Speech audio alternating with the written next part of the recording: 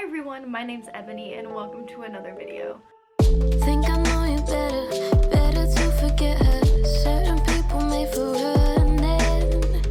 Think I need you more than let you know I'm bored and tell me this means more than nothing. So today I'm going to be doing another unhaul. I just did an unhaul not that long ago, but I have another one to do because I've been trying to get through my physical TBR. Pretty much I have this whole top shelf and like this much of this bottom shelf to get through, and I've actually gotten through quite a few books recently. I'm sort of doing like a vlog series of reading like certain books. I just started doing that, so like just stay tuned for those. They'll come eventually. For some reason I started with the longest one, but like that's what I felt like reading. So and also probably I'll have another unhaul coming soon as well, just because I'm trying to get through these books, and if I don't like them I'm just gonna get rid of them. We have a lot of books to talk about here, so let's get to it. The first little section of books I have are books from classes. The semester's almost over, so like I don't need them anymore. So the first is In the Palm of Your Hand. This is a Poets Portable Workshop. I had this for my creative writing class, and oh, by the way, all of them are gonna have like little $1 stickers on them because I'm selling them at a garage sale that my mom's having. By the way, they're like the easy peel ones, so I'm not damaging the book in any way. But yeah, basically this is exactly what it sounds like. It's just a book about how to write poetry. And honestly, like, we read a couple chapters from it for my class, and it wasn't really that helpful because it just basically covered all the things I covered in my poetry class last semester. So it wasn't that helpful for me, and I don't need to hang on to it. Then we have Traitor Generator by Lily and Yvonne Bertram. This is one of the poetry books I read for that same class, and I think I'm going to keep the other poetry book because I annotated the crap out of that book. I did talk about this one in my February wrap-up. I'll link it up above so you guys can check it out. But it was good, but it just wasn't for me. Like, I don't think that this poetry specifically is just the kind of poetry that I like, so I don't really want to hang on to it that much. I haven't like fully made a decision on this one. Maybe I'll change my mind and hold on to it, but as of right now I'm planning on getting rid of it. It was still very good, but I just think that it would do better in someone else's home, someone who would appreciate the style of poetry more. And then we have Terrarium by Scott Russell Sanders. So I went off on this book in my January wrap-up. If you want to hear my extensive thoughts on this book, I had so many issues with this book. It is my least favorite book that I've read the whole semester, and I genuinely wanted to like not even put, I put $1 stickers on all of these, but like I wanted to put free, just take it, like I'll pay you to take it, get it out of here because I'll burn it if it doesn't leave my house. I just hate this book so much, and I don't want to give it any more time of day. This book's terrible. 0 out of 10, negative 10 out of 10, do not recommend. How to Rock How to Rock Braces and Glasses by Meg Haston. So this is one of the books that I read for a vlog that's coming. I'm still in the middle of reading books for that vlog, so it might be a while. But I ended up DNFing this one because it was very juvenile and it just like wasn't my taste, and I wasn't that interested in it. I go into further detail on why I DNF'd the books that are in that vlog. Just like stay tuned for that because it's a very in-depth vlog. This book, I think if I had read it like when I was like 13 or whatever, I would have liked it more. I feel like it's a middle grade book. Like, I feel like the cover even just looks middle grade, to be honest. I know the only reason I bought it is because it's by Meg Haston and she's the author of Paperweight, and I liked that book, so like I bought another one of her books, and this one just wasn't for me. And next we have All the Major Constellations by Pratima Krantz. This is another book that I was reading for that vlog, and I also DNF'd this one.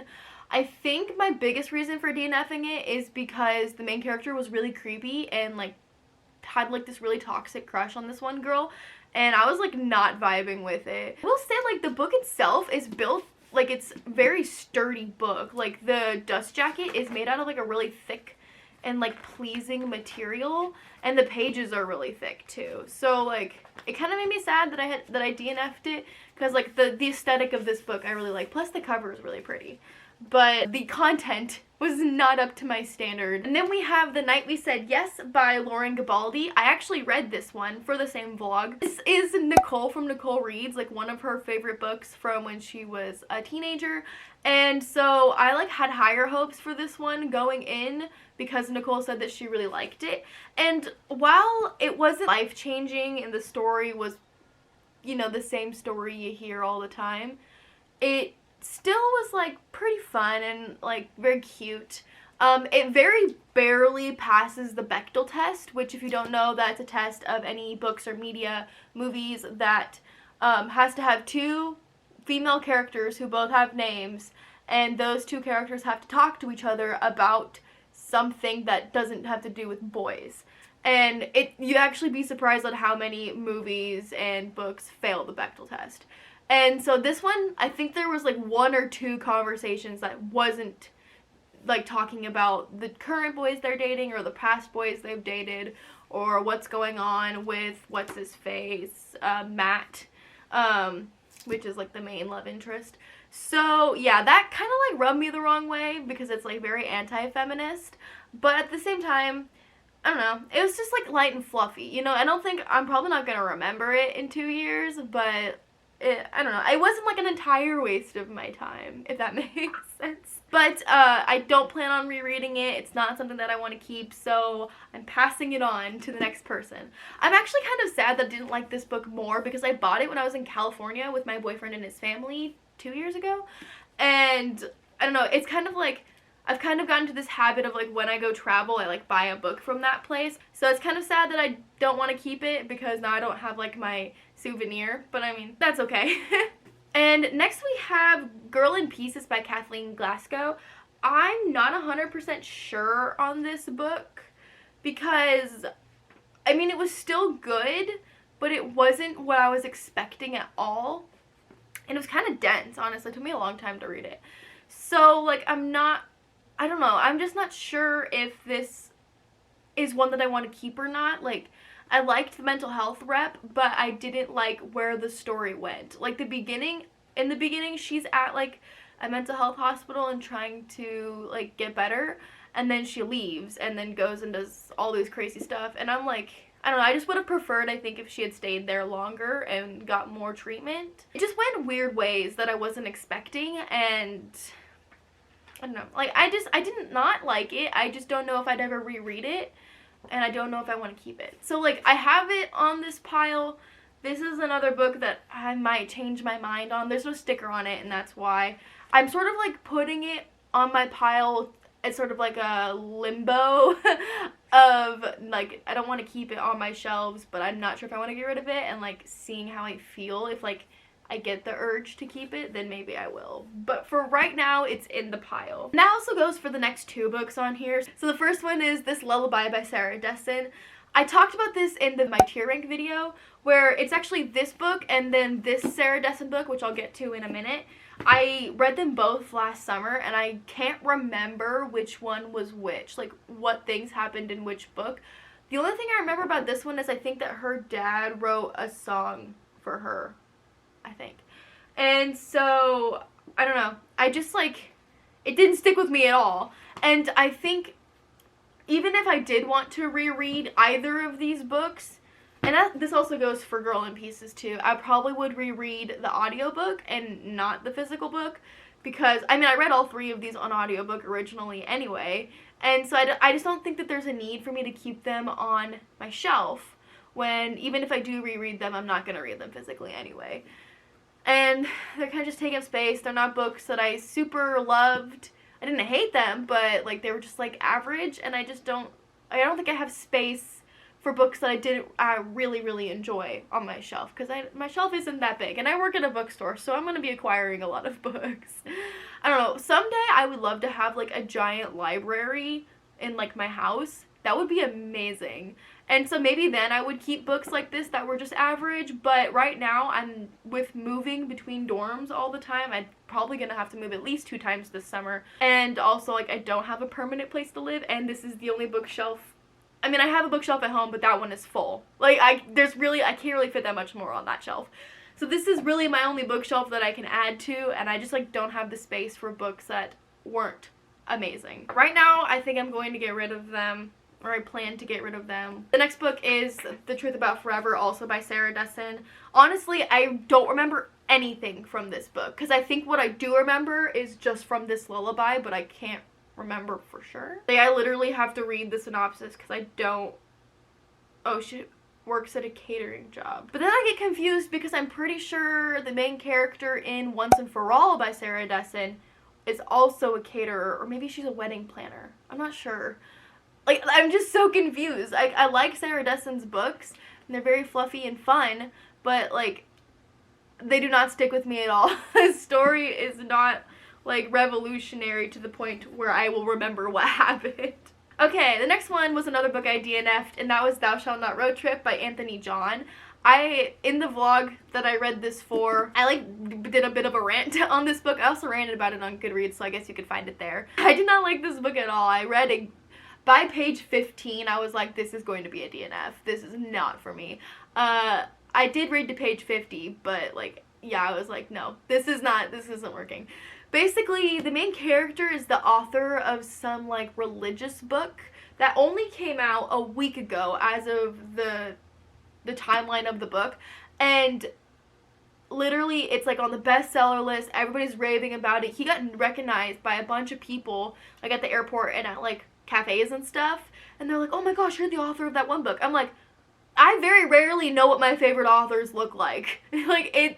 I mean, like, sometimes I do, like, don't get me wrong, like, I know what Rainbow Rowell looks like, but, like, I couldn't tell, like, if you showed me a picture of Lori Halse Anderson, I probably couldn't, like, I wouldn't know it's Lori Halse Anderson, and she's the author of my favorite book. So, like, I don't think you would get recognized that easily, especially if your book's only been out for a week, and it's, like, your debut. Even if it isn't a bestseller, like, I still don't, that wouldn't happen. And plus, this kid was, like, 14. Like, this book genuinely felt like the plot of one of those, like, Disney Channel original movies, and I was not here for that. Again, I think this is for a younger age range than I am, and also, like, the font is, like, huge. I don't know how well you can see it, but, like, it's just very large, and I'm like, this is definitely for a younger audience than me, so I'm just saying bye to this one. No thank you. And next I have 4 Weeks, 5 People by Jennifer Yu. So this was the very first book I read for that video that I keep talking about. I did read this one completely, but it is like a mental health rep, and I know that the reason I bought it and the only reason I finished it is because one of the characters has an eating disorder, and your girl likes eating disorder rep. But, like, the mental health and even the eating disorder rep was just not good in this book. And also the ending was so abrupt. It wasn't, like, fulfilling. It wasn't a conclusion.